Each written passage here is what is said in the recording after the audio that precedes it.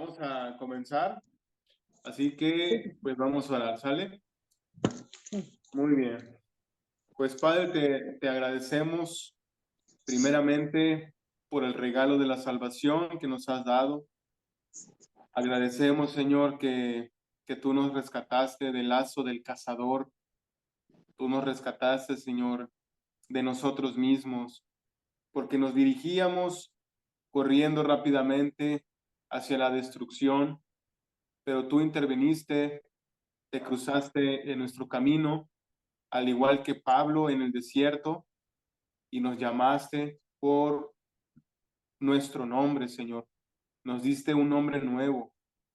Ahora somos tus hijos y deseamos aprender más de ti. Deseamos, Señor, que tu palabra pueda producir en nosotros una fe ferviente, una fe que produzca un carácter en nosotros similar al tuyo.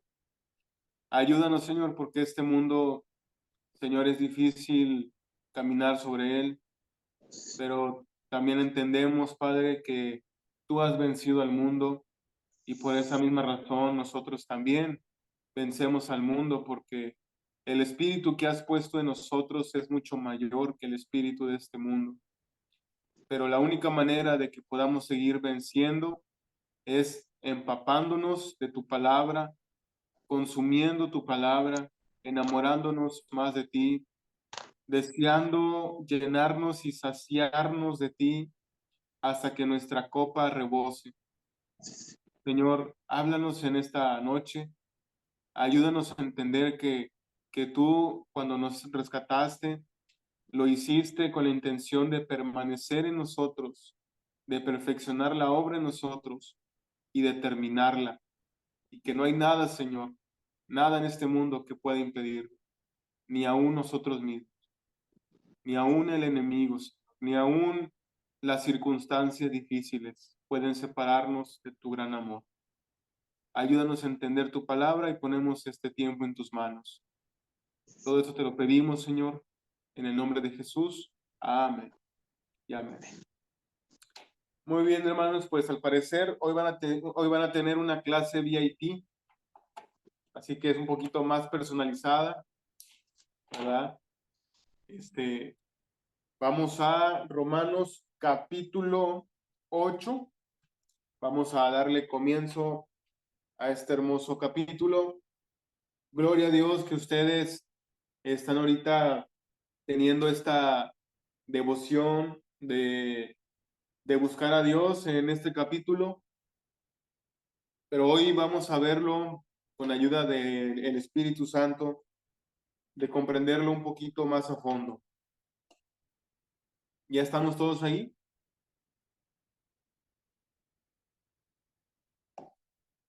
Muy bien.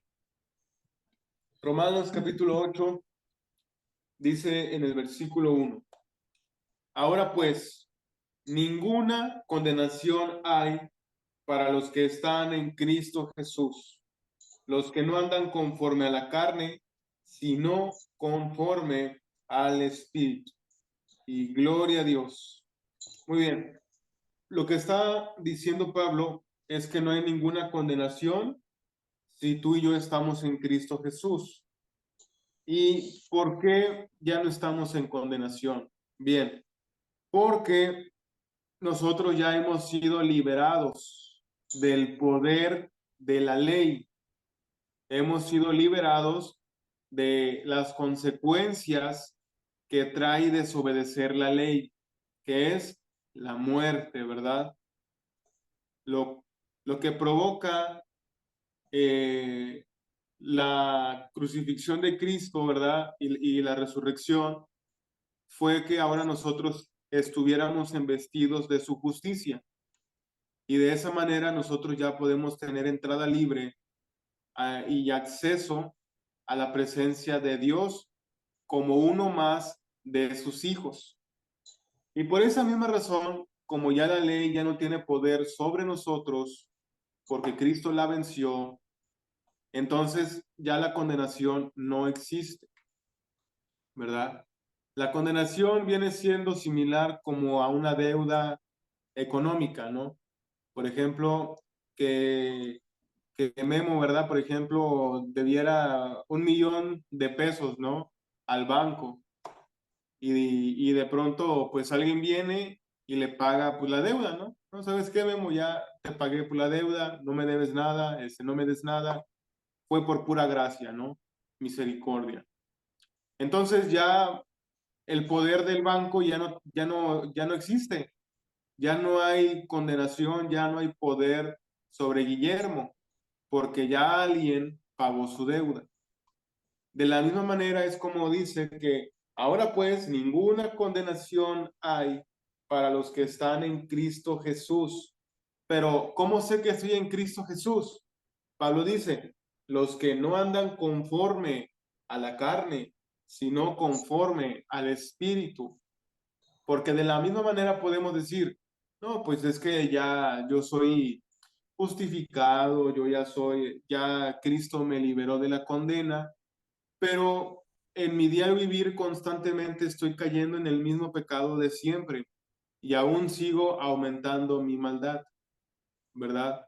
Entonces, eso quiere decir que no estoy viviendo conforme al Espíritu, estoy viviendo conforme a la carne, por lo cual probablemente no ha habido una justificación en mi vida, no ha habido una redención, no ha habido un compromiso por permanecer en Cristo Jesús, ¿verdad? Entonces, por consecuencia, la condenación sigue vigente, el poder de la ley sigue vigente en la vida de esa persona.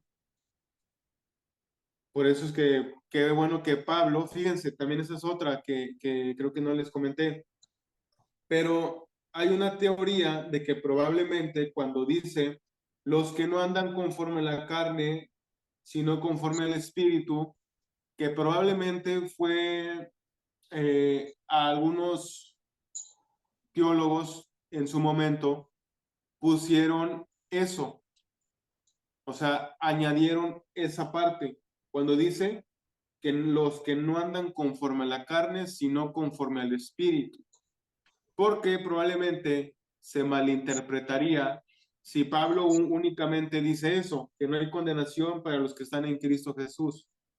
Entonces, que probablemente alguien puso como una explicación para darnos a entender que solamente los que viven bajo el Espíritu y conforme al Espíritu.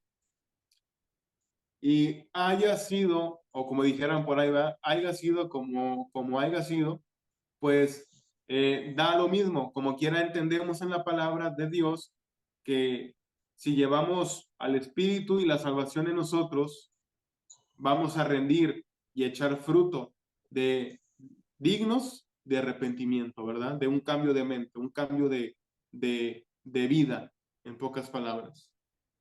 Versículo 2 nos dice, porque la ley del Espíritu de vida en Cristo Jesús me ha librado de la ley del pecado y de la muerte, porque lo que era imposible para la ley, por cuanto era débil por la carne, Dios enviando a su Hijo en semejanza de carne de pecado, y a causa del pecado, condenó al pecado en la carne. Perfecto. Estos dos versículos me gustan, o sea, me fascinan porque está hablando de la unión hipostática de Jesús y cómo la unión hipostática de Jesús fue una ofrenda perfecta de salvación para nosotros. Vamos a ir viendo esto. ¿Alguien sabe qué es la unión hipostática? Yo no. Es Ok, la primera vez que oigo eso. ok. Si gustan ahí a anotarlo, la unión hipostática, o sea, de hipostática, es la naturaleza de Jesucristo, Con Nacho, sin H y Po. con H. Es la naturaleza de Jesucristo cuando estaba aquí en la tierra.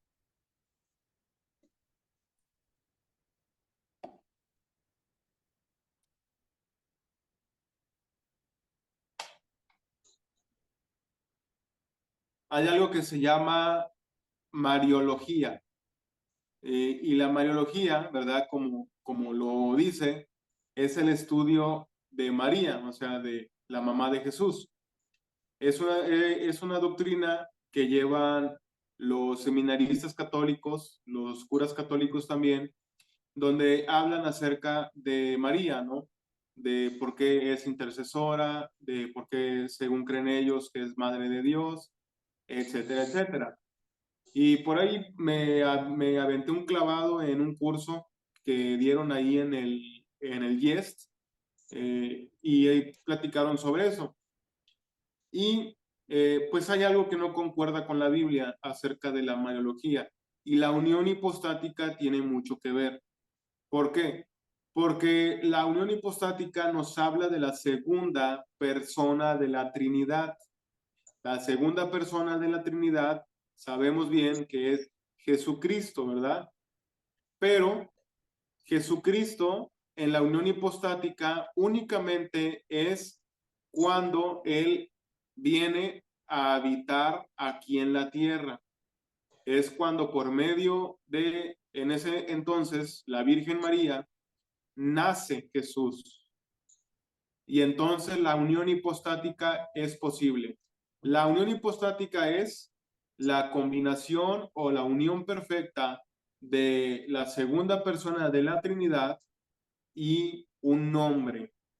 O sea, la segunda persona de la Trinidad encarnado en un hombre. Imagínense cuán sorprendente es todo esto, ¿no? Que, que Dios se formó de carne y hueso como un hombre.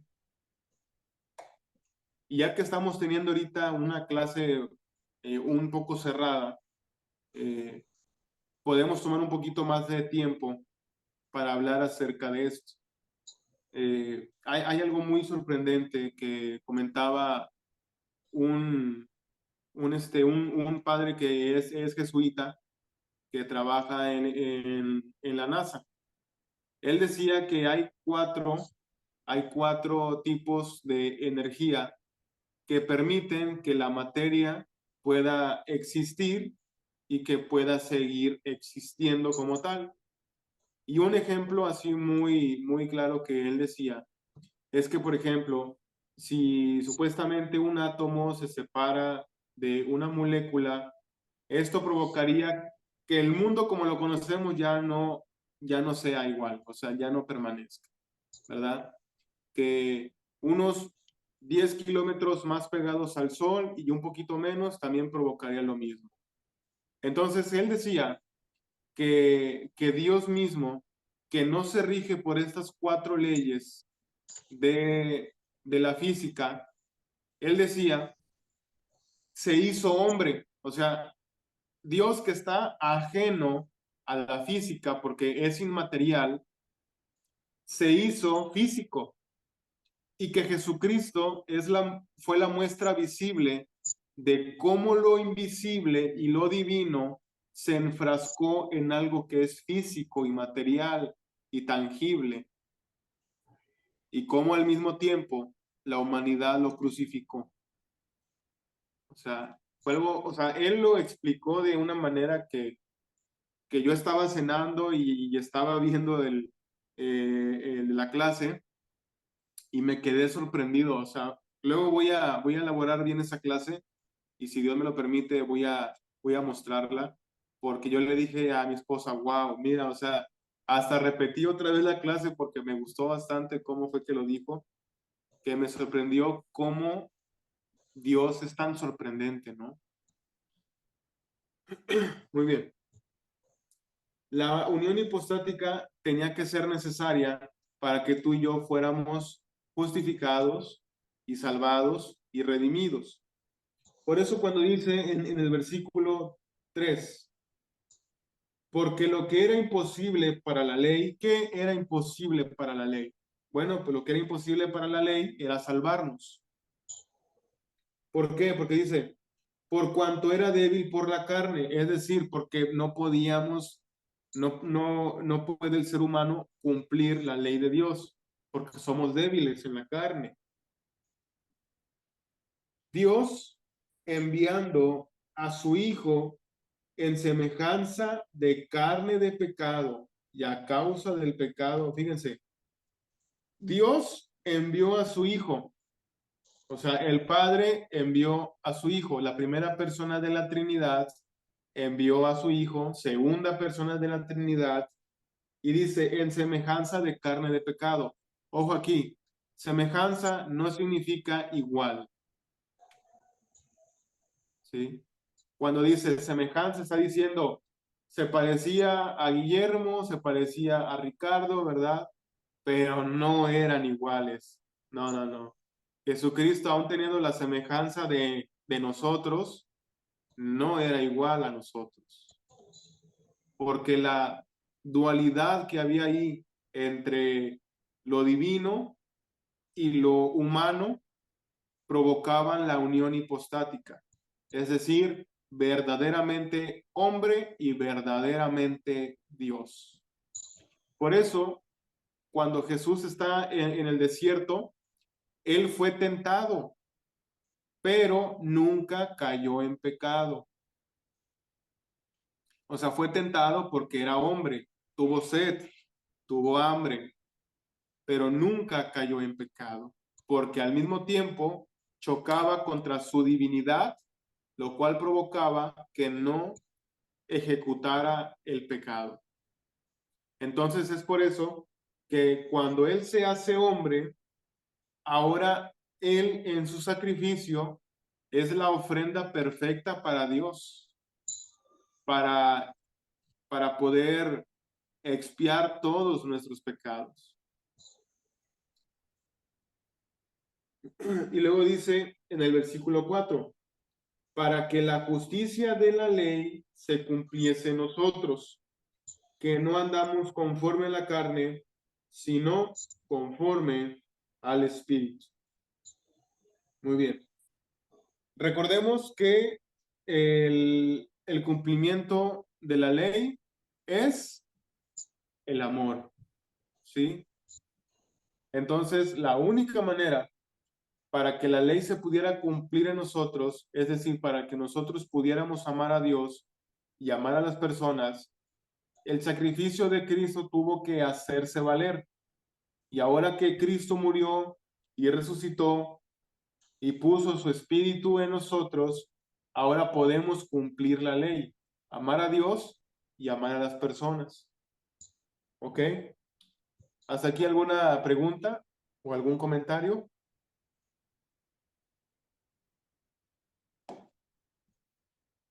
Muy bien.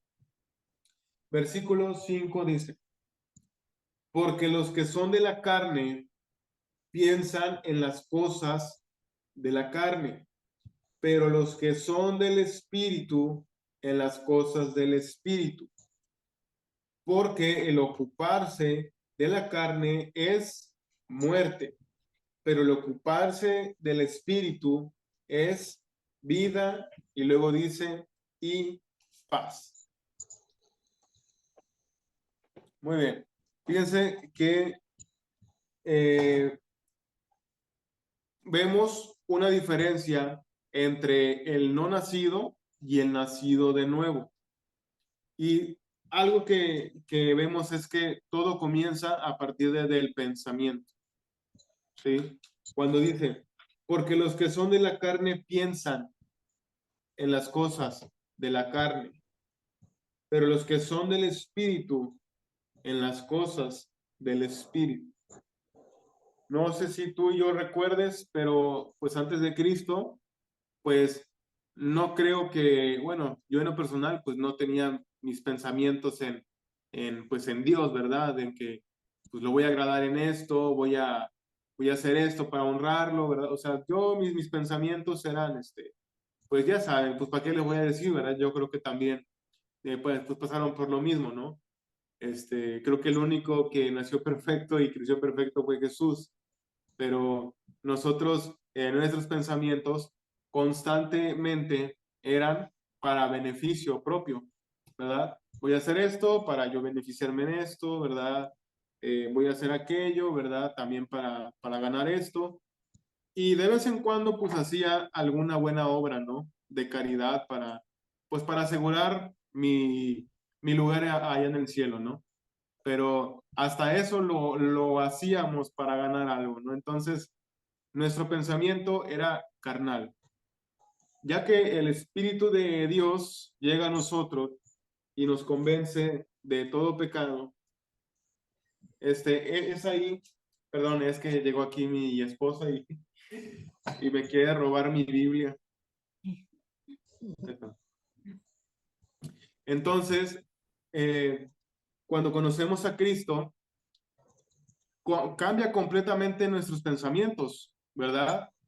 Yo recuerdo cuando en la primera semana que conocí a Cristo, recuerdo que yo caminaba por las calles de allá de mi colonia y decía, o sea, lo que estoy pensando y lo que estoy sintiendo, ¿por qué no lo había sentido antes? O sea, y por qué la gente no lo está sintiendo, o sea, de lo que se están perdiendo. Había, como dice la palabra, un arrepentimiento, que en el griego quiere decir cambio de mente, metanoeo, o sea, cambias tu mente, tu forma de pensar. Y por eso en el versículo 6 dice, porque el ocuparse, o sea, inviertes tiempo de la carne, es muerte.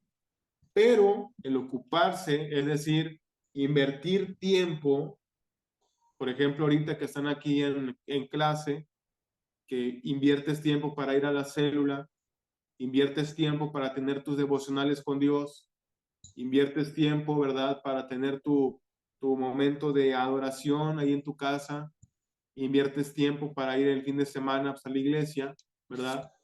Estás ocupándote del espíritu y dice, esto es vida y paz. Es vida y paz. Y Pablo está diciendo es ocuparse, invertir tiempo, ¿verdad? Recursos. Es invertir nuestra vida. No va a llegar mágicamente, ¿verdad? Cuando a veces hay personas bueno, en este caso son más chavos, ¿verdad? Que vienen conmigo, ¿verdad? Y me dicen, Ricardo, es que no, hombre, estoy bien desesperado, la verdad que estoy bien estresado, bien ansioso. Mira, toca mi corazón, cómo anda, así, ¿no? Entonces, en ese momento tú sabes que es porque no están invirtiendo tiempo en buscar a Dios, no están ocupándose en el espíritu. Yo recuerdo una vez que cuando llegué del encuentro, estaba un pastor, Chuy Torres, me acuerdo, y nos dio un consejo. El hermano dijo, miren, ustedes vienen del encuentro y están aquí viniendo a clases, pero si ustedes pecan otra vez en lo mismo, es porque no están orando y no están leyendo la Biblia. Y cuando dijo eso, yo dije, pues, o sea, puede ser que sí o puede ser que no, pero ahora me doy cuenta que sí es cierto. O sea, si seguimos en lo mismo, si seguimos todavía en afanes, en ansiedades, es porque no nos estamos ocupando del espíritu. Y si no, bueno, pues entonces Dios sería pues mentiroso, ¿no? Pero yo, o sea, entiendo que hay personas que incluso pueden tener alguna descompensación química en su cerebro que pueda provocar un tipo de ansiedad, ¿verdad? O un tipo de trastorno emocional, ¿sí? Pero al mismo tiempo tienen como que el peso de buscar todavía mucho más a Dios. Pero Dios siempre va a responder, siempre. Cuando hay momentos en los cuales digo, ay, me acuerdo, por ejemplo, hoy en la mañana me llama mi cuñado, ¿verdad? Me llama él y me dice, oye, Ricardo, pues quiero pues consultarte algo. Lo que pasa es que en la primaria de Oliver, que es mi sobrino, pues van a poner un altar de muertos, ¿verdad? Y la directora y la maestra me preguntó si podíamos poner una foto de Yara, que es mi hermana, la que falleció en julio, para recordarla, ¿verdad? Pues en memoria.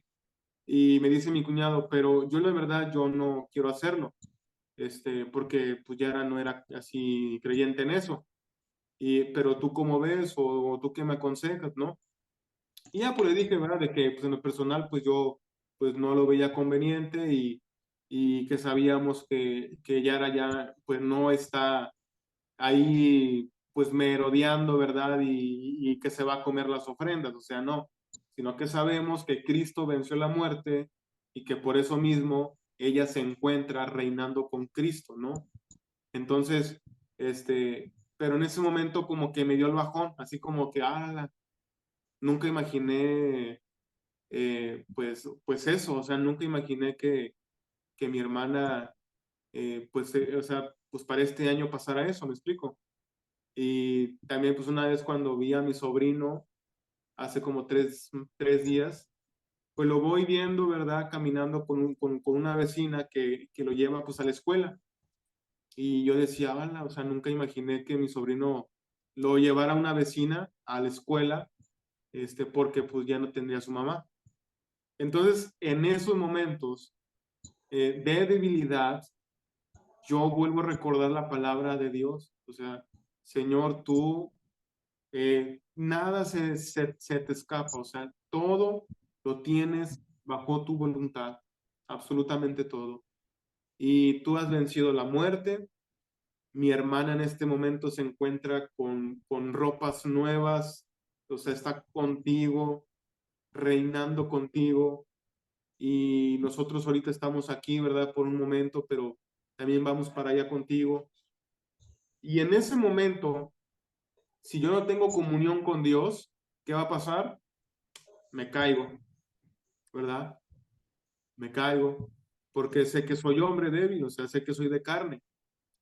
Y ya, pues uno comienza, no, pues no voy a leer la palabra, no, pues no voy a orar, pues mire lo que me está pasando, y te clavas más y te clavas más, y llega un momento en que el hermano ya se fue incluso al mundo, ¿no? ¿Por qué? Porque no hay inversión al espíritu que Dios ha puesto en nosotros. El ocuparse del espíritu es vida y paz, ¿verdad? Es lo que nos dice Pablo.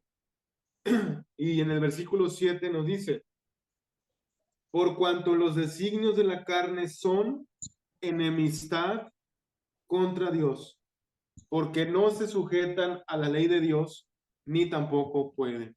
Perfecto. Cuando dice designios, aquí está hablando acerca de los deseos. Perdón. Cuando dice designios, está hablando de los deseos que la carne tiene. Entonces, hay una lucha constante entre los deseos del espíritu y los deseos de la carne. Los deseos del espíritu, ¿verdad? Pues quieren conectarse con Dios, quieren amar a las personas, quieren perdonar. El espíritu quiere hablar palabras de afirmación, quiere bendecir al hermano. El espíritu quiere hacer todo lo que provoque reflejar a Cristo en la tierra, ¿no? Pero los deseos de la carne, los designios de la carne, hacen todo lo contrario. Provocan en pensar en cosas malas, en ejecutarlas, ¿verdad? Entonces hay una constante lucha en todo momento, ¿verdad? Y algo que está diciendo Pablo en la segunda parte de este versículo 7 es que dice, porque no se sujetan a la ley de Dios, ni tampoco pueden. Fíjense, no pueden sujetarse a la ley de Dios. Es decir, si yo no tengo el Espíritu de Dios en mí, yo no me puedo sujetar a los deseos de Dios, porque mi carne no puede hacerlo, es débil. Por eso fue lo que vimos, que o sea, que la ley del Espíritu no pudo salvarme, por cuanto yo soy débil en la carne, ¿verdad? Y versículo 8 nos dice, Y los que viven según la carne no pueden agradar a Dios, ¿verdad? Terrible noticia, ¿verdad? Que bueno, que a veces queremos pues agradar a Dios, pero la única manera es teniendo fe. Por eso es que en Hebreos dice que es imposible, que sin fe es imposible agradar a Dios. Y no estamos hablando de una fe muerta, sino de una fe viva. Recordemos que la fe muerta es una fe que dice, sí, creo en Jesucristo, como creo en Napoleón Bonaparte, pero no tengo una comunión con él. No invierto mis pensamientos y mis acciones en base a él. Solamente creo, tengo fe. Es una fe muerta, ¿no? Pero una fe viva es la que provoca que yo me sujete a Dios, porque realmente tengo una comunión con Dios. Me acuerdo una vez que estábamos en un encuentro, bueno, fuimos a un encuentro, mejor dicho, el pastor fue a dar una clase allá y recuerdo de que yo lo acompañé y ahí en el Rancho Manuel había un árbol que estaba muy bonito, estaba pues un poquito alto, pero que estaba tirado, ¿no? ¿Por qué? Porque por dentro estaba bien hueco, o sea, estaba hueco, hueco. Y en esa mañana había venido un norte, que tampoco estaba muy fuerte, pero fue un aire un poquito diferente, ¿no? Y cuando pasamos por ahí, el pastor, él me dice, mira, este es un árbol que se veía muy bien, o sea, se veía bonito, se veía grande, pero por dentro estaba hueco. Y nada más vino un vientecito, un aire, y lo tumbó. Y él nos dice, muchas veces podemos ser así también nosotros, ¿no? Que por dentro podemos parecer fuertes en la fe, solamente Cristo y alabarlo y todo esto, ¿no? Pero ya cuando viene la prueba, es decir, el viento, ¡pum!, nos caemos, ¿verdad? Porque estábamos huecos por dentro. Entonces, cuando dice que los que viven según la carne no pueden agradar a Dios, está diciendo de que tenemos que estar llenos de Dios para poder agradarle. Así que cuando vengan los vientos fuertes, las pruebas, en ese momento tenemos que permanecer firmes, ¿no? Y el viento va a pasar y no nos va a hacer nada. Muy bien. ¿Hasta aquí algún comentario o alguna pregunta que tengan?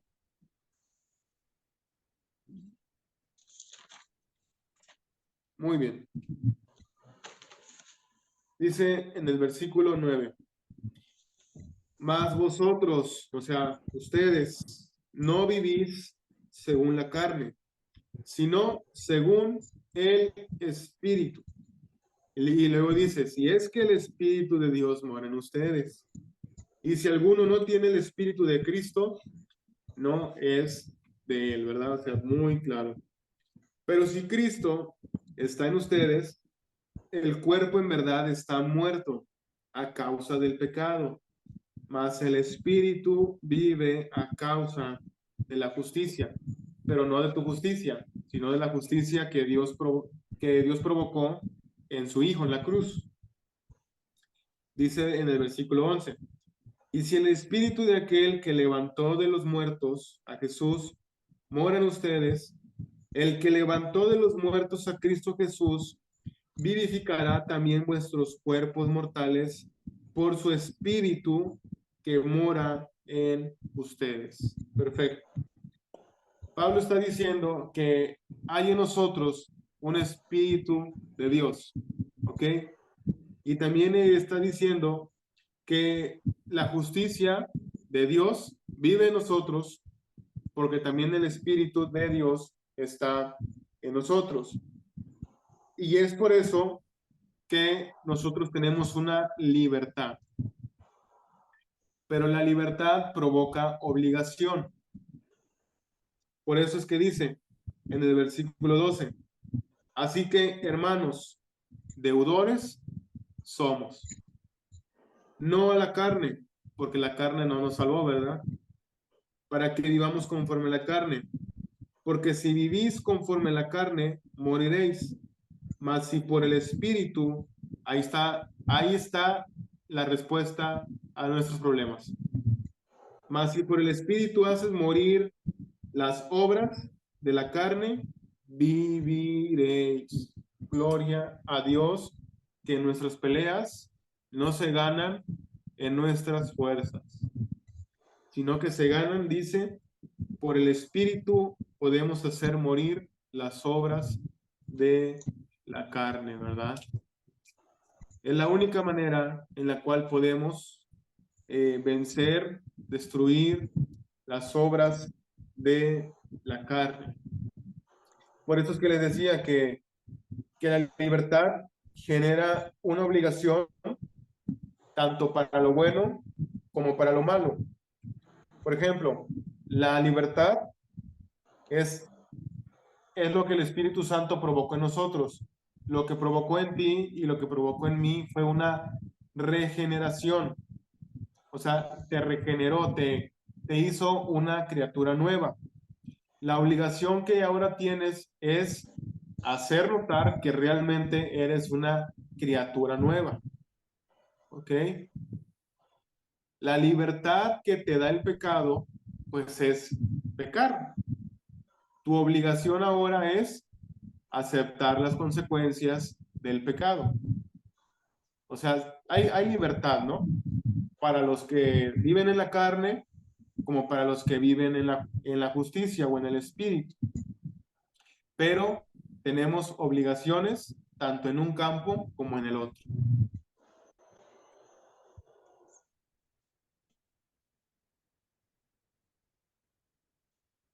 Perfecto, hasta aquí todo bien, ¿verdad?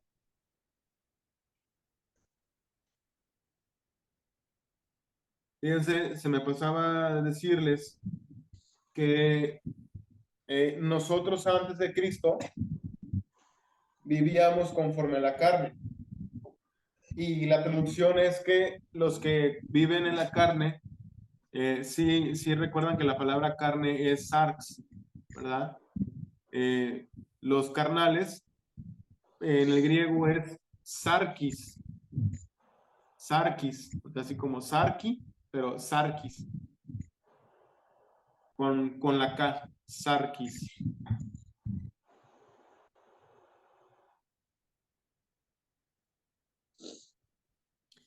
Y, y los sarkis, o sea, los carnales, los cuales éramos tú y yo antes, tienen una connotación de enemistad con Dios. O sea, éramos enemigos de Dios literal. O sea, hay un ejemplo que me gusta bastante. Yo me acuerdo que ese ejemplo creo que lo dio Lalo Roja también.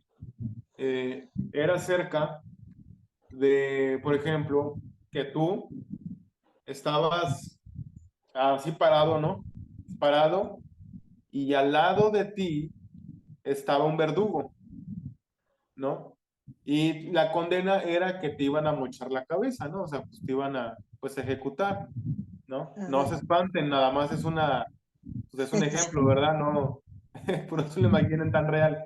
Pero estaba al lado, pues imagínense, ¿no? Así, un hombre así grande, ¿no? Con un hacha grande y con una capucha así, ¿no? Como antes. Y está afilando la espada, ¿no? Le está sacando filo. Y tú estás así como viendo de, ay, ay, ay, la está afilando bien para que no batalle cuando me vaya a mochar la cabeza, ¿no? En ese momento tú estás siendo enemigo del juez que dictaminó tu sentencia de muerte por tu iniquidad, por tu pecado, por tu maldad, por tu falta. Entonces, cada día que pasa, el verdugo va afilando más y más la espada y va incrementando el dolor entre más afilada la espada esté. Y llega un momento, ¿verdad?, en el que Cristo, ¿verdad? Vamos a poner así el ejemplo, alguien inocente, el más justo del pueblo, que nunca se le ha inculpado de absolutamente nada, un hombre ejemplar, llega y le dice al juez, no, no, no, salven a ese hombre, yo voy a dar mi vida por ese hombre, entonces yo voy a pagar su deuda con mi vida. Entonces se quita, ¿verdad? Se pone Jesús y ahora toda esa enemistad, toda esa maldad, o sea, toda esa justicia, perdón, ahora es invertida, es puesta en contra de Jesús. Entonces, en ese momento, dejamos de ser enemigos, dejamos de ser sarquis, ¿verdad? Carnales. Ya no estamos en enemistad con Dios. Es más, Jesucristo tuvo que tener esa enemistad con el Padre en la cruz. Creo que sí hablamos acerca de esto en la vez pasada, ¿no? A ver, ¿quién piensa que realmente el Padre abandonó a Cristo y quién piensa que no? Creo que ya lo habíamos hablado de esto antes, ¿no? Cuando Cristo estaba en la cruz y Jesucristo dijo, Elí, Elí, lama sabactani, o sea, diciendo, Padre, ¿por qué me has desamparado? En ese momento, ¿creen que el Padre sí abandonó a Jesús? A ver, vamos a comenzar. Alicia primero. ¿Qué piensas, Alicia? ¿Sí o no lo abandonó? La verdad no sé qué pensar. Yo pienso que un padre no abandona, eh, pero sí, pues si leemos la Biblia, así lo dice Jesús, ¿no? Porque ¿Sí? me has abandonado, pero eh, la explicación que he leído es que estaba tan lleno de pecado que pues Dios no podía acercarse a él o, ¿cómo se puede decir? Voltear a verlo o apoyarlo, como se diga, porque pues Dios no puede, ¿cómo se diría? Convivir o algo así con el pecado, ¿sí? Fue hasta que Jesús muere y pasa por su proceso en que pues ya queda, digamos que limpio para que otra vez esté en unión con Dios. Ok, muchas gracias, Alicia. Guillermo, ¿qué piensas? Pues yo pienso que pues nunca lo abandonó realmente porque pues como decía mi hermana, se das cuenta, todo era un proceso que tenía que pasar y y pues las cosas se tenían que dar por algo. Ok, muchas gracias, hermano. Hermana Itza. Pues a mí alguien me explicó que, que por eso era tanta la angustia de Jesús, que no era tanto, no sé si tú lo dijiste allá con Michelle, que no era tanto el temer a los clavos o a las espinas, sino el trago amargo era esa separación que iba a haber de él con el Padre, de que siempre habían estado unidos y que esa separación era la que le dolía tanta a Jesús, que esa era la copa amarga de que sí se iban a separar, pero pues yo por esa explicación digo que sí se separaron, porque necesitaba, ahora sí que era ese sacrificio tan grande de separarse para cumplir verdaderamente lo que había venido a hacer por nosotros. Muy bien, hermana Itza. Perfecto. Se acordó de mi clase entonces aquella vez, ¿Verdad que en sí? presencial, sí, en presencial. Muy bien. Yo Hermana digo que Mayra, gracias, hermana Itza. Bueno, Itza dijo ya una cosa diferente a lo que yo creo, ¿verdad? Pero siempre, yo siento que no fue como totalmente abandonado, pero los dos sabían que era algo que tenía que suceder para la redención. Entonces, pero yo siento que de algún modo él estuvo ahí. Bueno, no sé. Ok, muchas gracias, hermana Mayra. A ver, tu amor. Ah, también voy a preguntarle, porque también aquí está mi esposa aquí escuchando. Pues sí, yo también concuerdo con la hermana Itza, que, o sea, debido a que Jesús estaba tan lleno de pecado, porque él dice que cargó sobre él toda nuestra iniquidad, debido a eso, pues hubo esa separación entre el Padre y él, porque pues sabemos que Dios es santo y nadie que no esté en santidad pues, se puede acercar a Dios. Entonces, en ese momento hubo esa separación. Al momento que Jesús tomó nuestro lugar, nosotros vivíamos separados de Jesús, digo, de Dios, perdón. Entonces, al momento que Jesús tomó nuestro lugar, o sea, también pasó eso, o sea, hubo esa separación. Entonces, yo concuerdo con la hermana Itza y también. Ok, muchas gracias. Gracias por sus comentarios. La verdad que, o sea, sí es algo que nos pone como a pensar porque, pues, cuando dice la palabra en Juan 3:16, tal manera amó, o sea, Dios al mundo, no pensamos muchas veces de qué manera amó Dios al mundo, o sea, cuál fue la profundidad de amor, ¿verdad?, que tuvo Dios hacia el mundo. Y lo profundo fue eso, ¿no? De que tuvo que separarse de su hijo para que volviera a unir otra vez a la humanidad a él.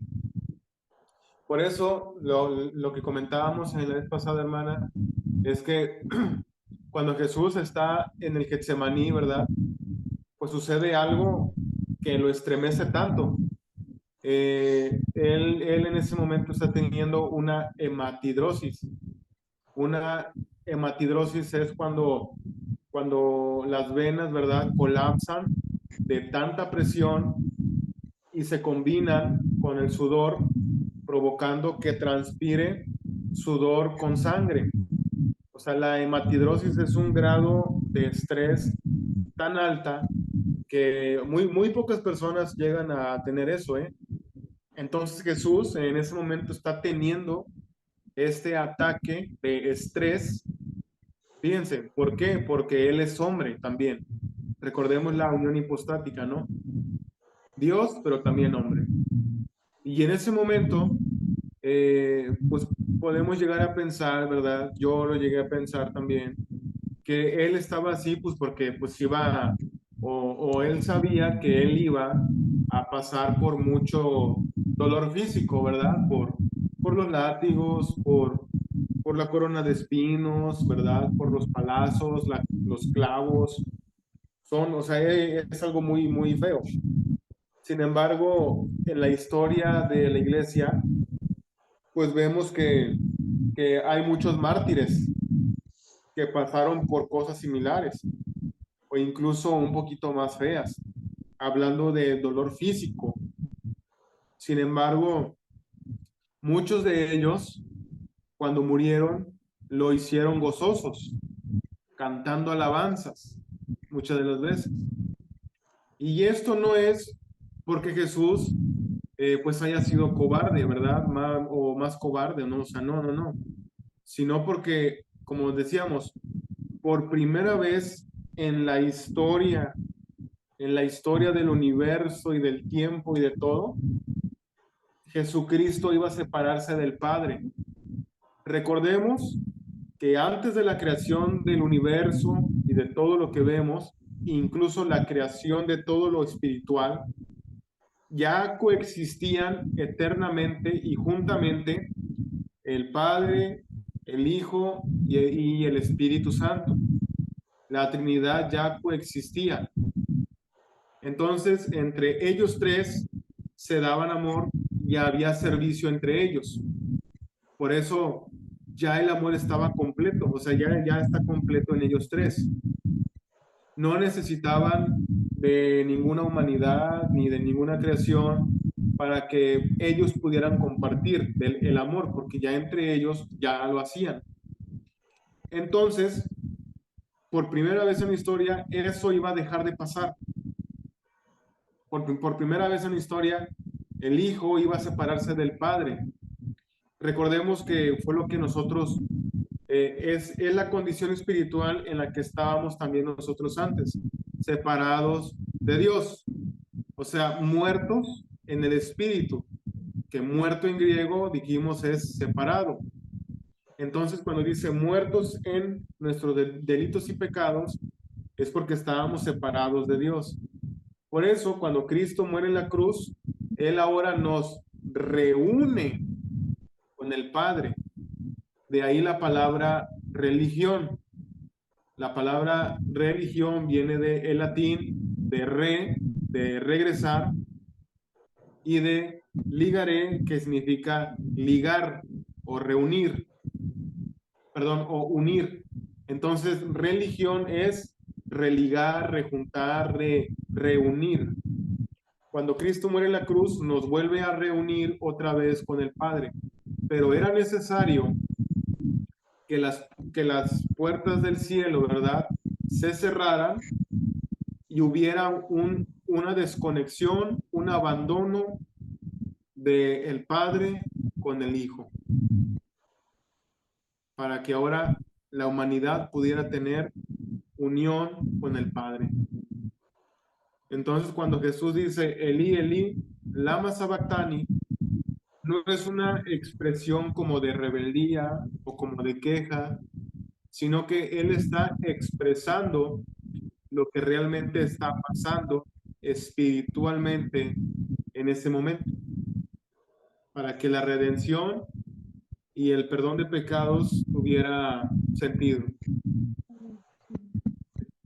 La diferencia entre nosotros y Jesús, obviamente, pues es que Él nunca pecó. Entonces, ¿qué pasó? Que cuando Él murió, Él resucitó y si hubiera sido, o sea, si nosotros hubiéramos estado ahí, en esa condición, nosotros no hubiéramos, o sea, no hubiéramos podido hacer eso y no hubiéramos podido tener esa relación con el Padre, como Jesús pudo hacerlo por nosotros. Uh-huh. Es correcto, ¿no? Porque la ley se apodera de los que han roto la ley y provoca muerte, ya no hay resurrección. Pero Jesucristo nunca rompió la ley. Por eso la muerte no tuvo poder sobre él y pudo resucitar, ¿verdad?, al tercer día. Así es, amor. Quiere que cocine hoy, yo creo, que haga la cena el día de hoy. Ya me la sé, por eso. Ok, entonces hasta aquí alguna pregunta o algún comentario. Perfecto. Cuando nos haces la pregunta esa, algún comentario, es que apenas estamos como que asimilando todo. Pero estamos aprendiendo mucho, hijito. Qué bueno que me lo dices, hermana, porque sí, como que luego digo, caray, pues a lo mejor y no me estoy explicando, no sé, mejor. Estoy así como que, es por esto, ya es por el, entonces como que nos quedamos, bueno, yo así me pasa, no sé. Es verdad, yo también me quedo así como en shock. No me da tiempo a decir algo.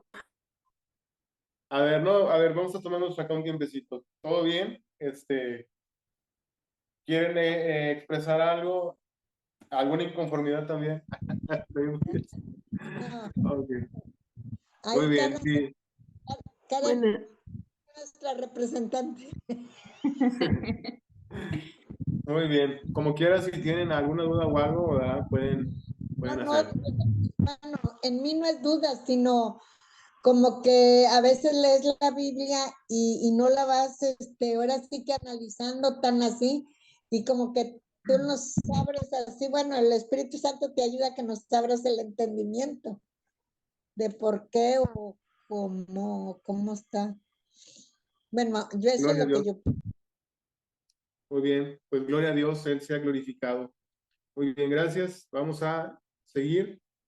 versículo 14 nos dice, porque todos los que son guiados por el Espíritu de Dios, estos son hijos de Dios. No sé si recuerdan la frase de todos somos hijos de Dios, ¿verdad? Bueno, suena muy bonito, suena muy complaciente, ¿verdad? Tú puedes complacer a cualquier persona diciéndole, es que tú eres hijo de Dios también, todos somos hijos de Dios.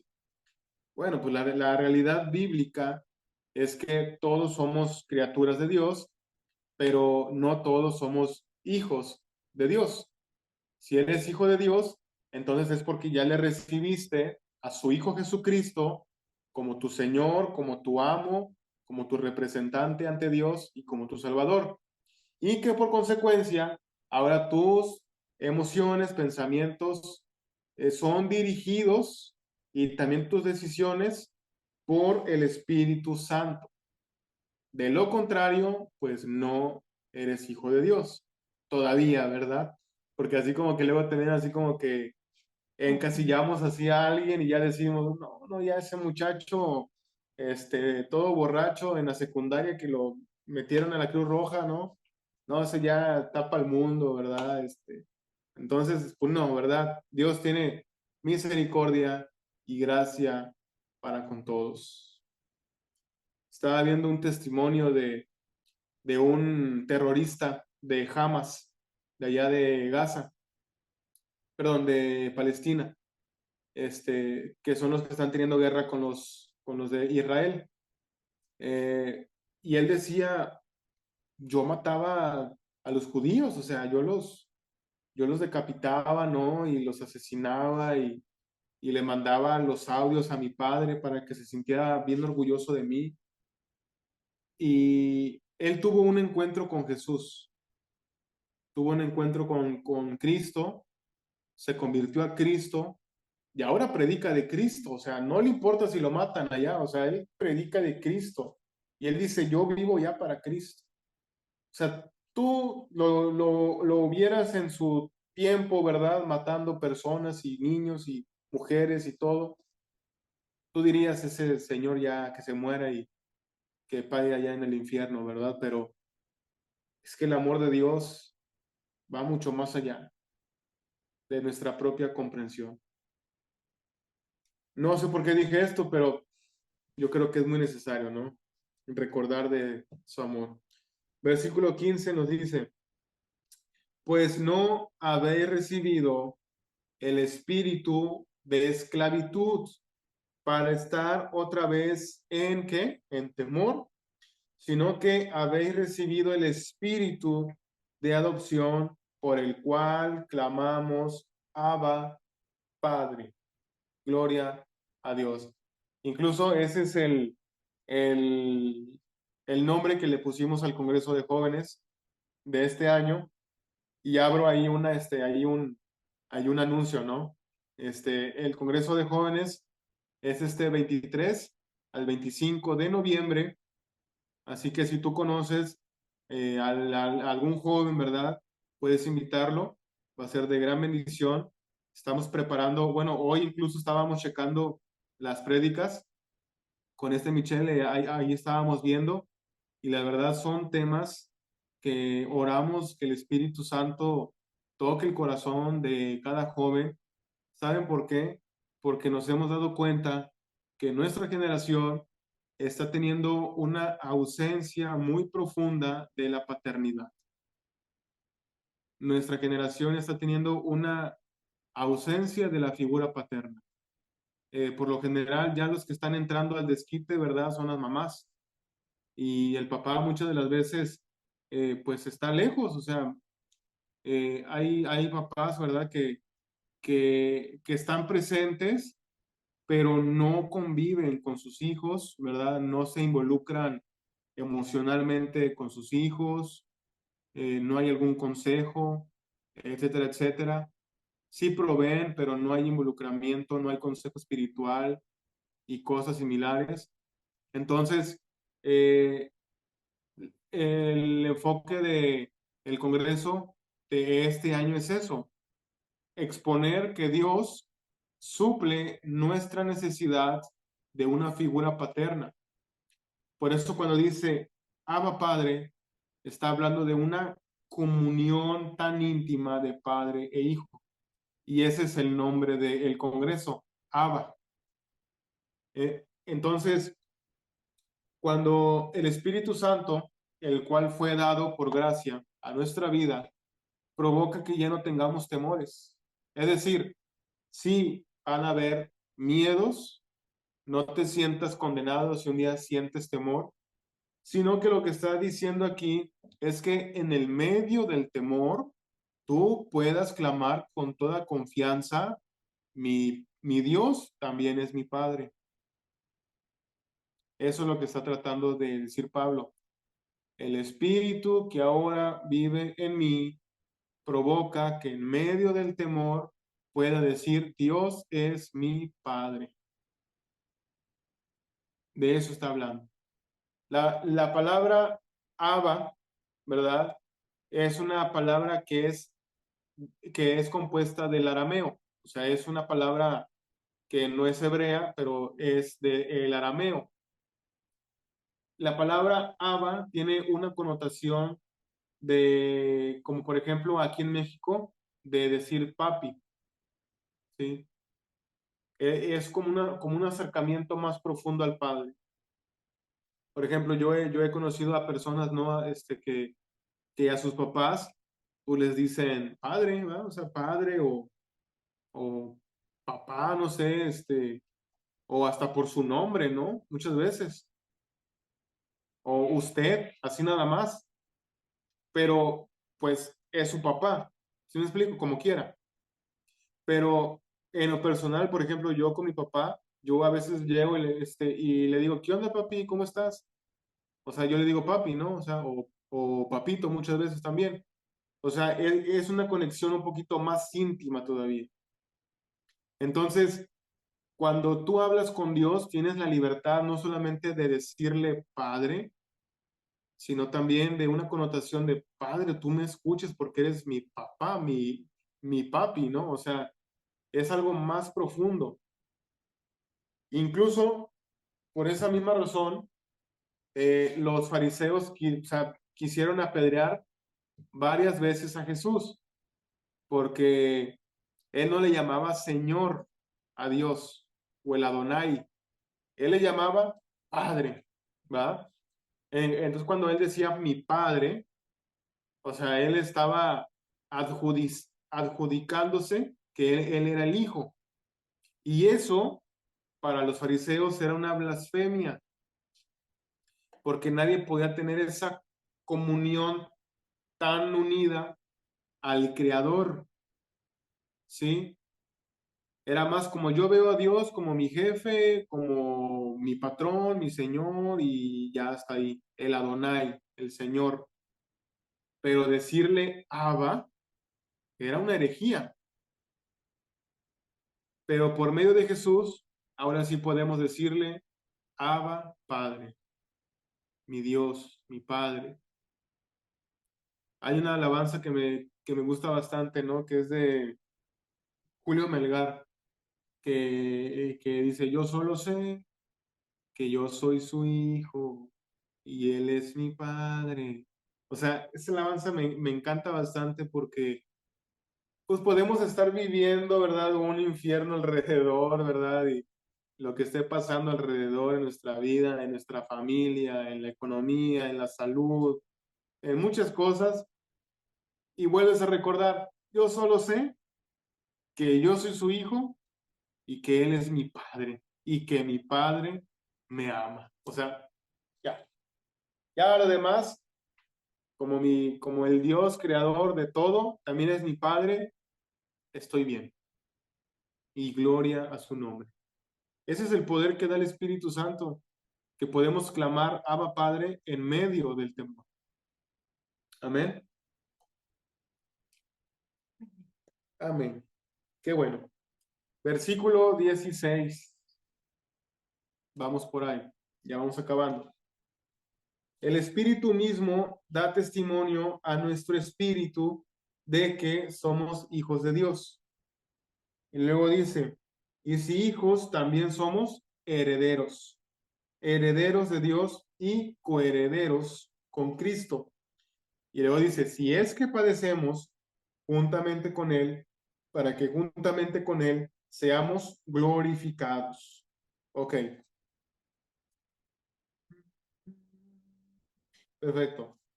Fíjense que recordemos que somos alma, cuerpo y espíritu.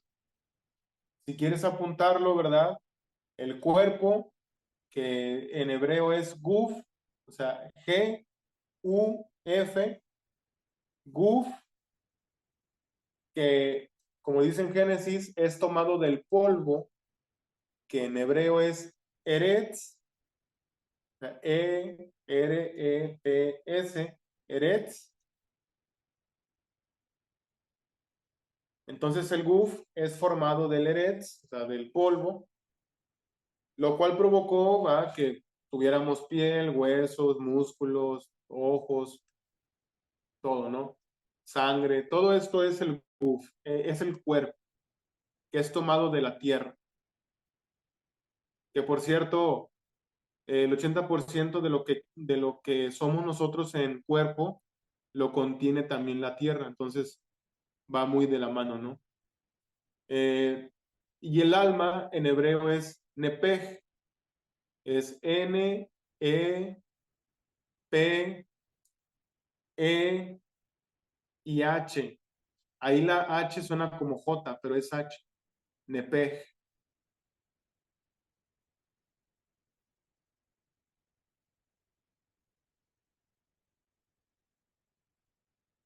Ese es el Pues, alma.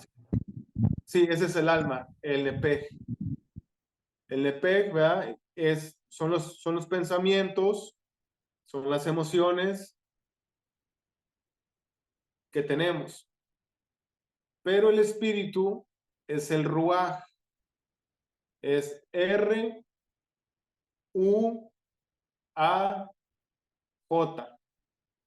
ruaj. Así que somos guf, nepej y ruaj. Y luego está cuando ya somos cristianos, cuando ya somos creyentes, redimidos, se nos otorga el ruaj kadosh.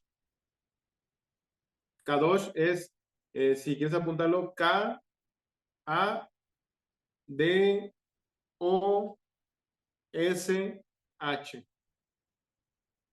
Kadosh. Por eso cuando dice que Dios es santo, santo, santo, dice Kadosh, Kadosh, Kadosh. ¿Sí? Y ya cuando en el Nuevo Testamento habla de el Espíritu Santo, ya lo hace como consolador, que es el Paracletos. Pero esa es otra definición, pero habla del mismo Espíritu Santo. Por eso, en el versículo 16 dice, el Espíritu mismo da testimonio a nuestro espíritu. O sea, el Espíritu, o sea, el Ruach Kadosh, da testimonio a nuestro Ruach. ¿Me explico? O sea, el Ruach Kadosh, el Espíritu Santo, da evidencia, le informa a nuestro espíritu que ya viene en nosotros que somos hijos de Dios. O sea que hay una seguridad de que el Espíritu Santo te dice, tú eres hijo de Dios. Cristo murió por ti. Por eso aquí en este versículo da evidencia de que sí somos tripartitas, o sea, que tenemos un espíritu, pero que para que este espíritu que Dios nos ha dado tenga sentido, el Espíritu Santo tiene que conectar con él. ¿Ok? Por eso hay algunas sectas, religiones también, que no están seguros de si son salvos o no. Hay algunos que luego dicen, no, pues es que hasta el día del juicio final voy a saber si realmente soy salvado o no. No. O sea, la palabra dice que el Espíritu da testimonio a nuestro espíritu de que somos hijos de Dios. Y luego dice, y si son hijos, pues significa que son herederos. Y si son herederos de Dios, pues son coherederos con Cristo. Entonces sí podemos tener una certeza de que tú eres salvo, de que tú eres salvado, ¿no?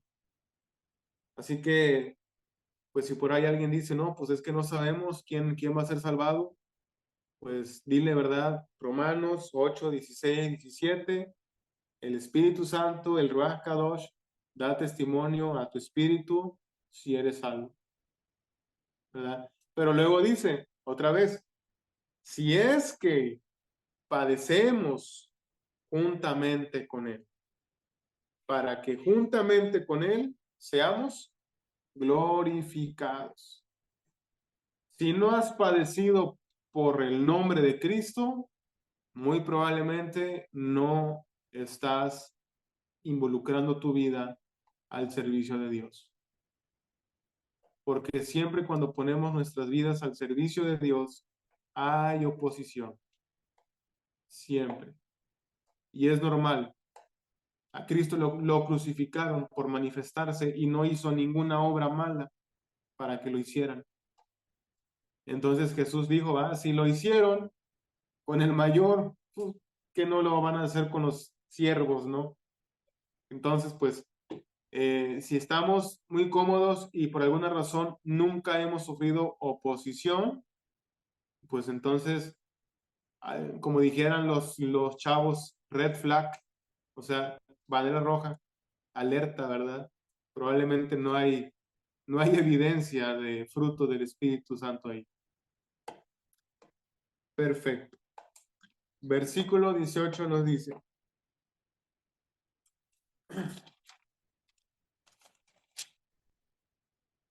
pues tengo por cierto que las aflicciones del tiempo presente no son comparables con la gloria venidera que nosotros ha de manifestarse.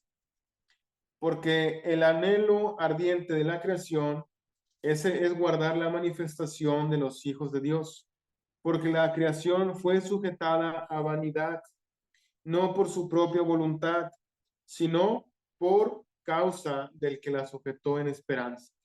Y bueno, del versículo 19 al versículo 26, tengo algunas cosas aquí apuntadas que que ya no nos va a dar tiempo para poderlas plasmar. Así que vamos a enfocarnos ahorita en terminar con el versículo 19, perdón, 18.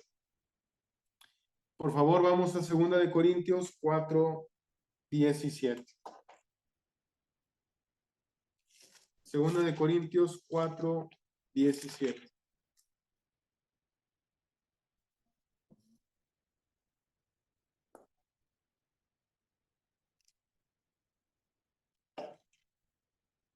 Cuatro 17 nos dice, porque esta leve tribulación momentánea produce en nosotros un cada vez más excelente y eterno peso de gloria. Versículo 18. No mirando nosotros las cosas que se ven, sino las que no se ven, pues las cosas que se ven son temporales, pero las que no se ven son eternas. Amén. Es lo que está diciendo Pablo en Romanos 8:18, que hay aflicciones que tú y yo pasamos por servir a Cristo, pero esto provoca, mis hermanos, que anhelemos cada vez más la venida de Cristo, ¿verdad? Entonces, es como por ejemplo, ¿no? Cuando sales de viaje, y en este caso sales de viaje de trabajo, de que vas así a alguna ciudad y estás trabajando ahí y te dicen, vas a trabajar aquí hasta un cierto tiempo, pero no te vamos a dar fecha de regreso, pero vas a regresar a tu casa. Entonces tú sales, no sé, supongamos, ¿a qué lugar quieres ir? que no sea tan cómodo. No sé, que te fueras allá a la India, ¿no? ¿Han visto videos de cómo cocinan ahí en la India, ahí en la calle, así de cómo preparan las cosas? ¿No? Bueno, si no han visto, a lo mejor por ahí pueden ver más adelante ahí en YouTube para que se den cuenta de que no es muy cómodo, ¿verdad? No es muy agradable muchas veces. Hay un video, hay un video en donde sale un señor que está como haciendo como bolitas de masa, como para hacer algo, no sé qué está haciendo, pero le falta un brazo, o sea, como que está hasta aquí. Entonces lo que hace es meterse las bolitas de masa así ahí en el sobaco, o sea, está así, y le hace así, y la mueve y la voltea y le sigue haciendo así, y la pone ahí en el comal, ándale, sigue así, como que la mortaja así, y la pone ahí en el comal, y yo vi ese video y dije, no, pues no se me antoja mucho, la verdad, o sea, yo creo que para la siguiente, ¿verdad? Ahí, pero por el momento no. Entonces, es nada más pues un ejemplo, ¿no? Para que vayamos entrando en materia. Y estás por ahí en esos lugares, hay misioneros que están por allá y que regresan y nos dicen, o sea, vas caminando por la banqueta y vas caminando entre agua de drenaje, o sea, no inventes, o sea, vas caminando ahí, ¿no? Hay mucho ruido, vas por las calles, todos están pitando, animales atravesándose, malos olores. Es algo feíto en algunas ciudades allá. Entonces, que te dijeran, tú vas a estar viviendo ahí vas a estar comiendo, ahí vas a estar transitando y no tienes hora de regreso a casa ni día. Pero tú échale ganas al trabajo. Entonces, pues tú haces tu trabajo, haces lo que tú debes hacer, pero tú ya tienes un anhelo de regresar a México y comerte unos taquitos, ¿no? O sea, no sé si han salido ustedes del país, pero cuando yo salí con los enviados para España, o sea, yo tenía unas ganas de comerme un mole, así del que prepara mi mamá. O sea, bajé como 3 kilos, creo que como en 2 semanas, porque no tomaban refresco ni tortilla y comíamos bien poquito así, pura ensalada con no sé qué. Y yo tenía ganas de regresar a mi casa, a mi cuarto, a mi privacidad, ¿no? Con mi familia. Llegué aquí a Tampico como a las 3 de la mañana, me acuerdo, y mi mamá me tenía una olla de mole. Ay, ay, ay, me supo a gloria. Y estaba comiendo mole a las 3 de la mañana, imagínense las ganas que traía. Entonces, el anhelo es igual. Estamos en este mundo padeciendo, viendo cómo muere mi familiar, viendo cómo me diagnosticaron de alguna enfermedad, viendo cómo quebró mi empresa, ¿verdad? Viendo cómo a tal persona pues la mataron, yo lo conocí desde chiquito, eh, viendo cómo mi hermano se está peleando con su esposa, o sea, me traicionaron en el ministerio, o sea, muchas cosas que podemos pasar en este mundo frágil, cosas que pasan, pero eso provoca que en nosotros esté el anhelo de, ya Señor, ven por tu iglesia, pon tu justicia sobre este mundo lleno de guerras, terremotos, caos, violencia, tráfico de niños, trata de blancas, tráfico de drogas, o sea, secuestros, muchas cosas que son muy feas, ¿no? Y provoca un anhelo de que ya su reino esté aquí. Pero, ¿qué crees? El reino de Dios sí viene, que está cerca, y la esperanza se hace cada vez más grande en los hijos de Dios. Así que sigamos fuertes y manteniéndonos con la fe siempre en alto, sabiendo que Dios está muy pronto de regresar por su iglesia. Amén. Amén. Muy bien. Hasta aquí ya terminamos la clase. ¿Algún comentario que quieran hacer o alguna pregunta?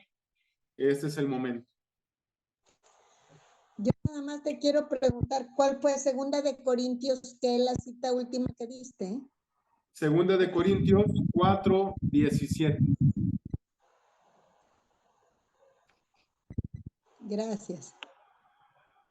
Para servirte. Muy bien. Vamos a orar, ¿sale? Pero antes, la nueva tarea que les voy a encargar. ¿Quién dice gloria a Dios? Amén. Gloria a Dios. Gloria a Dios por ese gozo. Es algo muy, muy tranquilo, hermanos. No se preocupen. Por favor, investiguen qué significa la palabra esperma en la Biblia. Palabra esperma en la Biblia.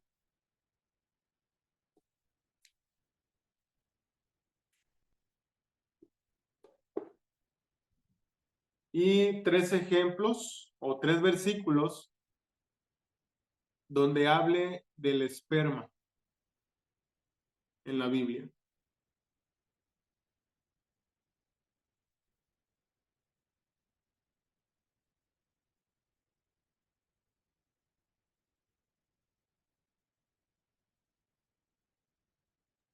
¿Para el miércoles también?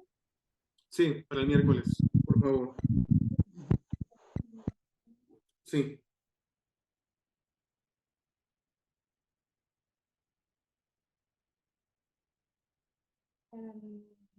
Miércoles.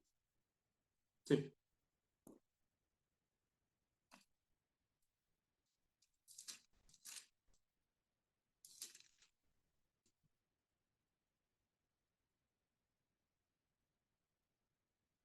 Por ejemplo, voy a darles un ejemplo, ¿va?